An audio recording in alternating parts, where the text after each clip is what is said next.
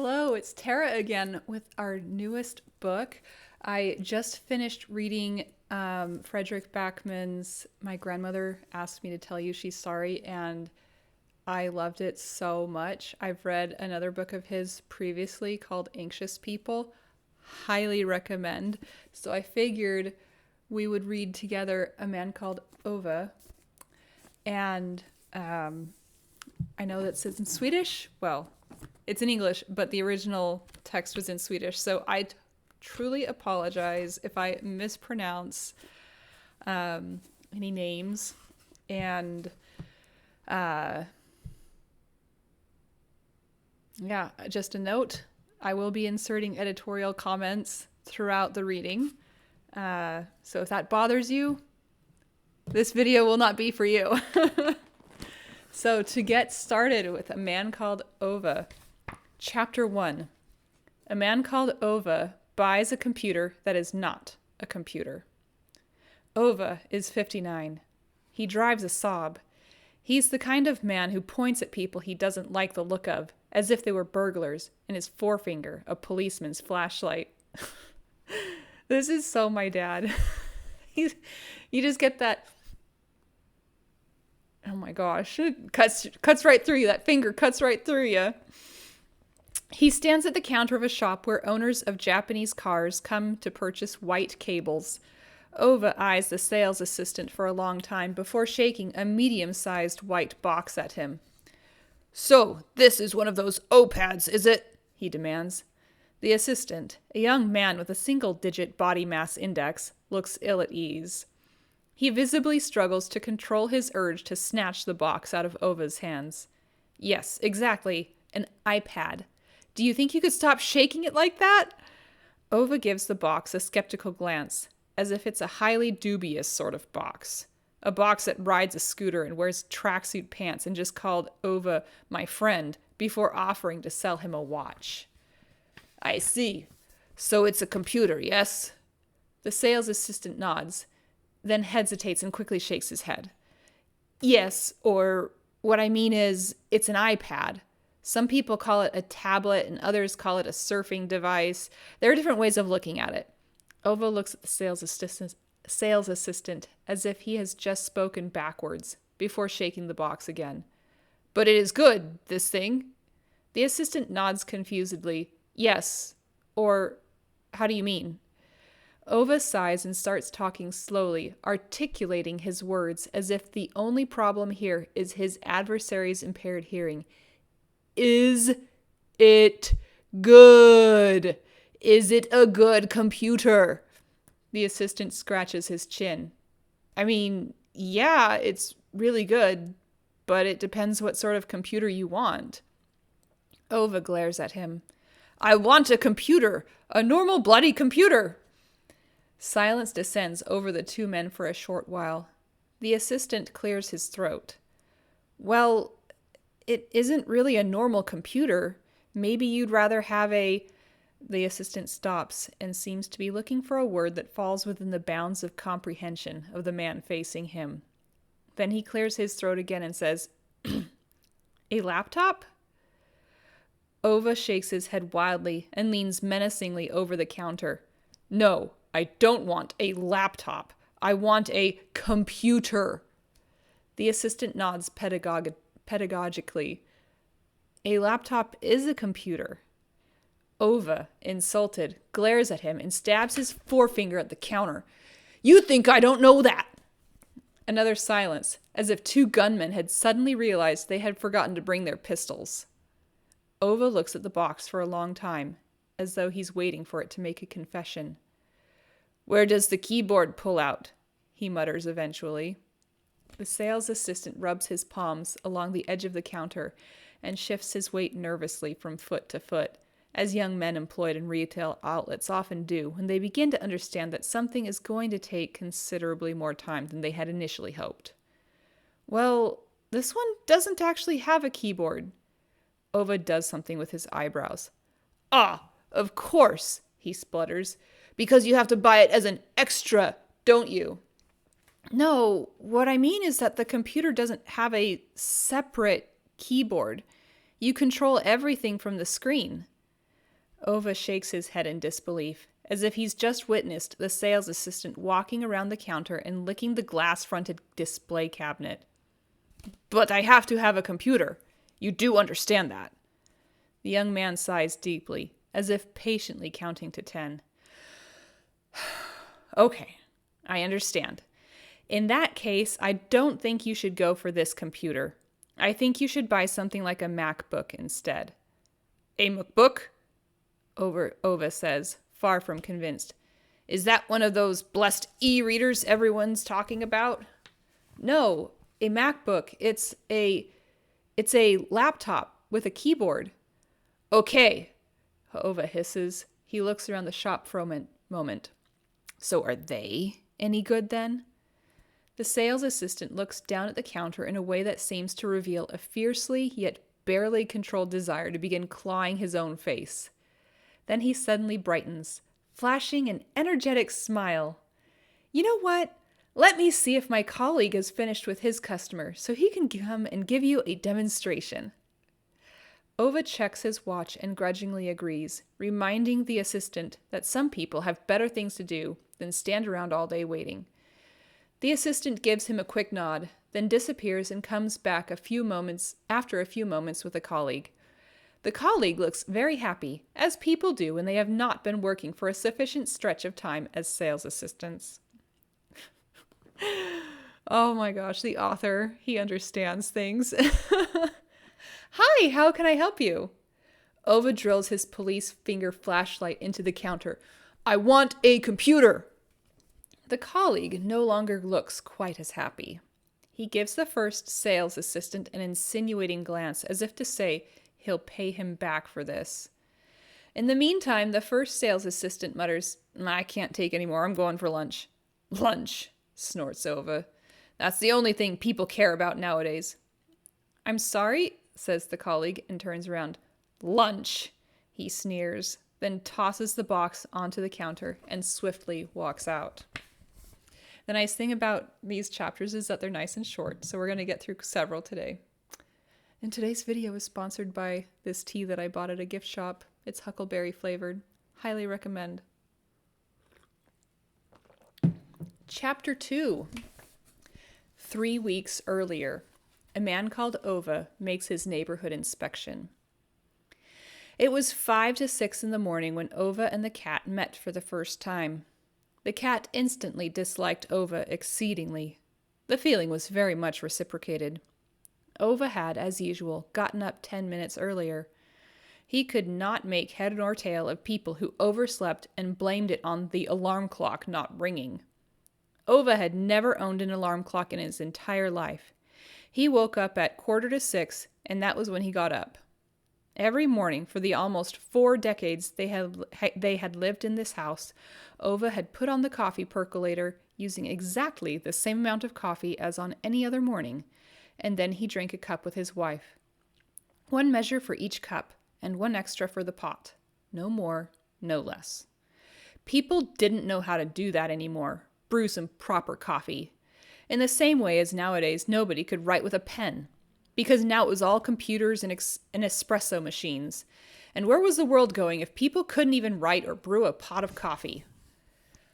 While his proper cup of coffee was brewing, he put on his navy blue trousers and jacket, stepped into his wooden clogs, and shoved his hands in his pockets in that particular way of a middle-aged man who expects the worthless world outside to disappoint him.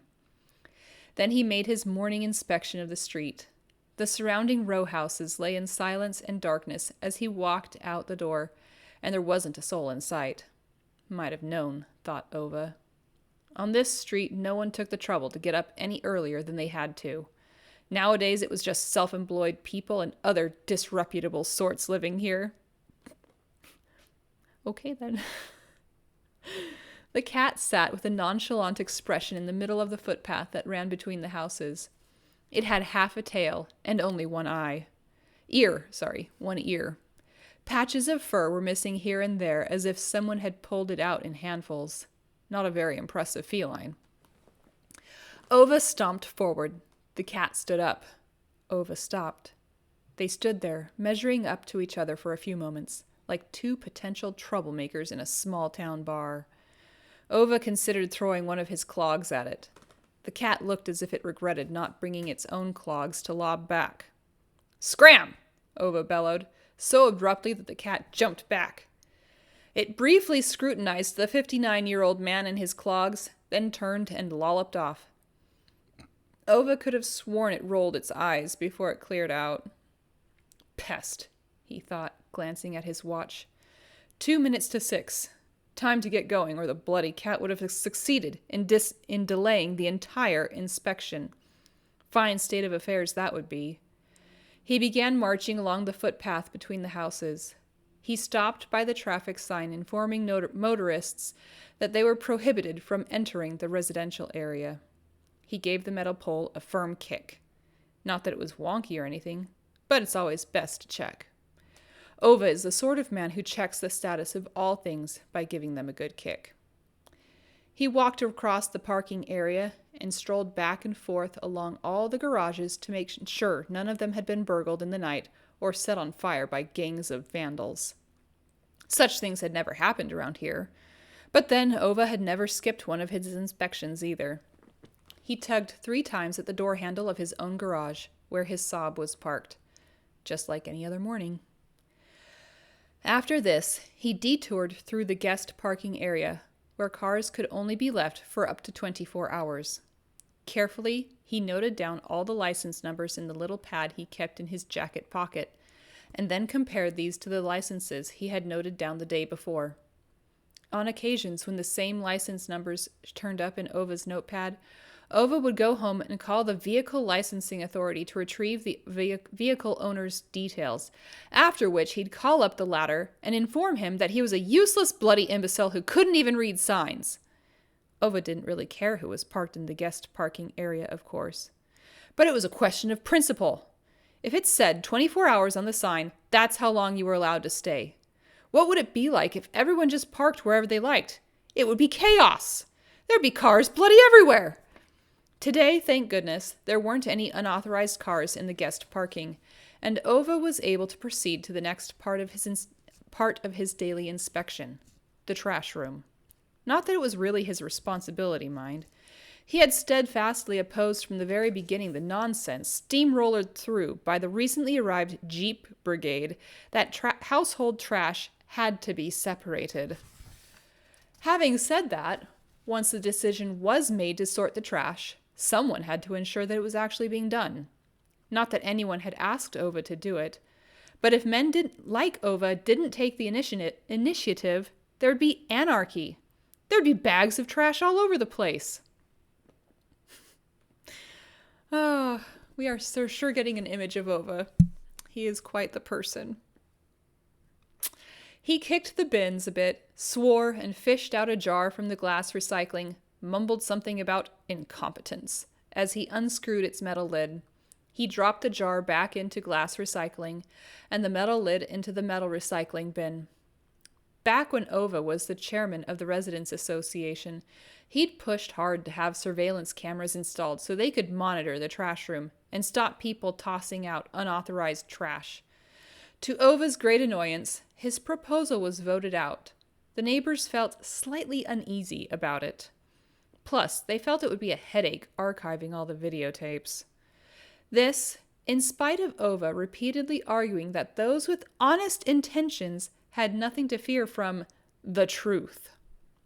2 years later, after Ove had been deposed as chairman of the association, a betrayal Ove subsequently referred to as the coup d'etat, the question came up again. The new steering group explained snappily to the residents that there was a newfangled camera available, activated by movement sensors, which sent the footage directly to the internet. With the help of such a camera, one could monitor not only the trash room, but also the parking area, thereby preventing vandalism and burglaries. Even better, the video material erased itself automatically after 24 hours, thus avoiding any breaches of the residents' right to privacy.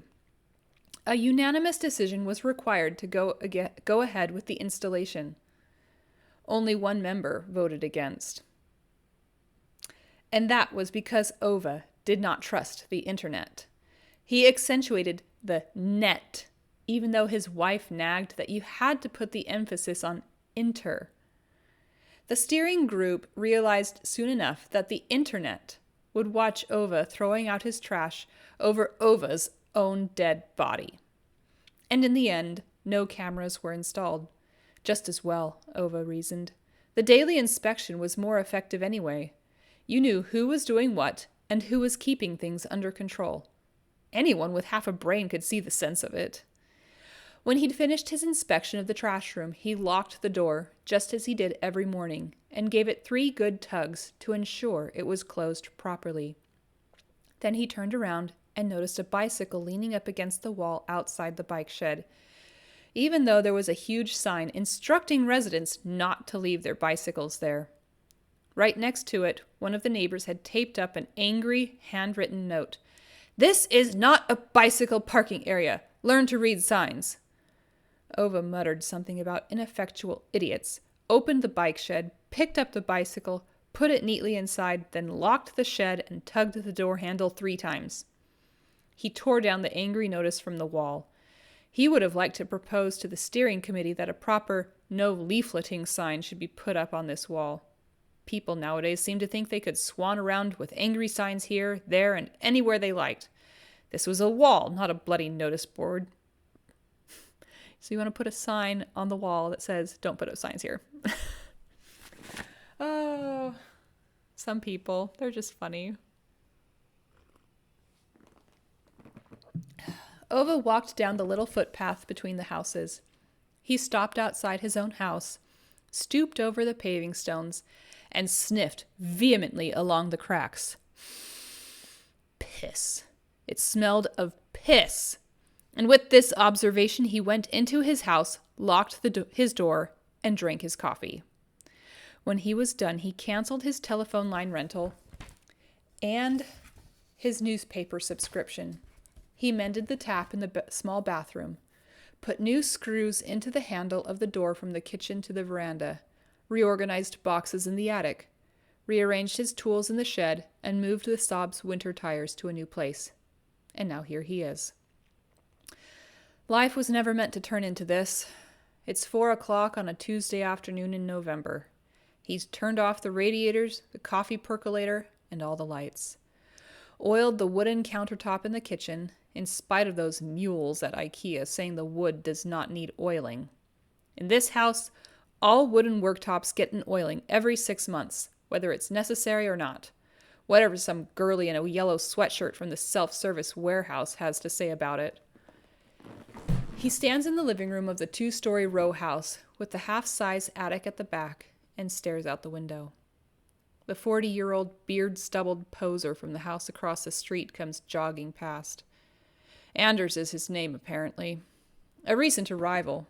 Probably not lived here for more than 4 or 5 years at most. That's a recent arrival? Man. Although he's managed to wheedle his way onto the steering group of the Residents Association. Already he's managed to wheedle his way onto the steering group. The snake. He thinks he owns the street. Moved in after his divorce, apparently. Paid well over the market value. Typically these bastards. They come here and push up the property prices for honest people. Oh my gosh, I've had those same thoughts about Californians moving to where I am. As if this was some sort of upper-class area. Also drives an Audi, Ove had noticed. He might have known. Self-employed people and other idiots all drive Audis. Ove tucks his hand into his pockets. He directs a slightly imperious kick at the baseboard. This row house is slightly too big for Ove and his wife, really. He can just about admit that. But it's all paid for. There's not a penny left in loans, which is certainly more than one could say for the clothes horse. It's all loans nowadays. Everyone knows the way people carry on. Ove has paid his mortgage, done his duty, gone to work, never taken a day of sick leave, shouldered his share of the burden, taken a bit of responsibility. No one does that anymore. No one takes responsibility. Now it's just computers and consultants and council bigwigs going to strip clubs and selling apartment leases under the table. tax havens, and share portfolios. No one wants to work. A country full of people who just want to have lunch all day. Wouldn't it be nice to slow down a bit? They said to Ove yesterday at work, while explaining that there was a lack of employment prospects, and so they were retiring the older generation. A third of a century in the same workplace, and that's how they refer to Ove. Suddenly he's a bloody generation, because nowadays people are all 31 and wear too tight trousers and no longer drink normal coffee, and don't want to take responsibility. A shed load of men with elaborate beards, changing jobs and changing wives and changing their car makes, just like that, whenever they feel like it. Ove glares out of the window. The poser is jogging. Not that Ove is provoked by jogging. Not at all. Ove couldn't give a damn about people jogging. Oh, sorry, there's a little bit of language, but it's nothing too bad. What he can't understand is why they have to make such a big thing of it, with those smug smiles on their faces, as if they were out there curing pulmonary emphysema. Either they walk fast or they run slowly. That's what joggers do. It's a 40-year-old man's way of telling the world that he can't do anything right. Is it really necessary to dress up as a 14-year-old Romanian gymnast in order to be able to do it? Or the Olympic tobogganing team? Just because one shuffles aimlessly around the block for 3/4 of an hour? And the poser has a girlfriend, 10 years younger. The blonde weed, Ove calls her, tottering around the streets like an inebriated panda on heels as long as box wenches, with clown paint all over her face and sunglasses so big that one can't tell whether they're a pair of glasses or some kind of helmet. She also has one of those handbag animals, running about off the leash and pissing on the paving stones outside Ove's house. She thinks Ove doesn't notice, but Ove always notices. His life was never supposed to be like this. Full stop. Won't it be nice taking it a bit easy? They said to him at work yesterday. And now Ove stands here by his oiled kitchen countertop. It's not supposed to be a job for a Tuesday afternoon. He looks out the window at the identical house opposite. A family with children has just moved in there. Foreigners, apparently. He doesn't know yet what sort of car they have. Probably something Japanese. God help them. Ove nods to himself, as if he just said something which he very much agrees with. Looks up at the living room ceiling. He's going to put a hook there today. And he doesn't mean any kind of hook. Every IT consultant trumpeting some data code diagnosis and wearing one of those non-gender specific cardigans they all have to wear these days would put up a hook any old way. But Ove's hook is going to be as solid as a rock. He's going to screw it in so hard that when the house is demolished, it'll be the last thing standing. In a few days, there'll be some stuck-up real estate agent standing here with a tie knot as big as a baby's head, banging on about renovation potential and spatial efficiency. And he'll have all sorts of opinions about Ove, the bastard. But he won't be able to say a word about Ove's hook. On the floor of the living room is one of Ove's useful stuff boxes. That's how they divide up the house. All the things Ove's wife has bought are lovely or homey. Everything Ove buys is useful, stuff with a function.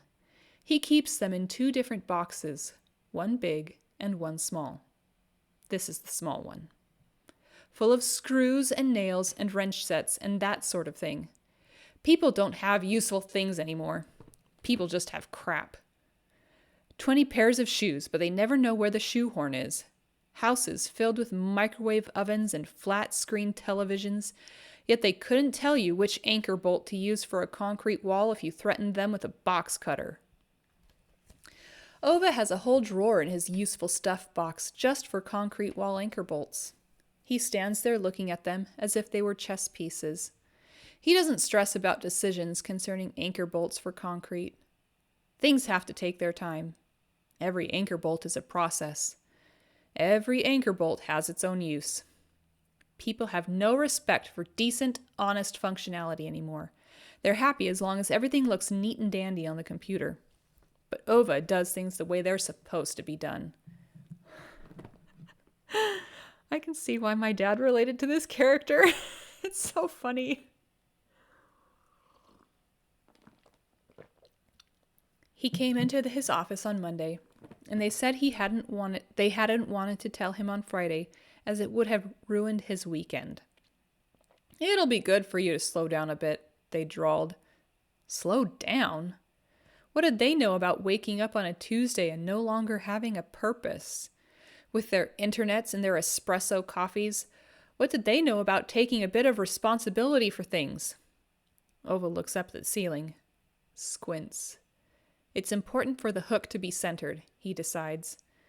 And while he stands there, immersed in the importance of it, he's mercilessly interrupted by a long scraping sound, not at all unlike the type of sound created by a big oaf backing up a Japanese car hooked up to a trailer and scraping it against the exterior wall of Ove's house. That is the end of chapter 2.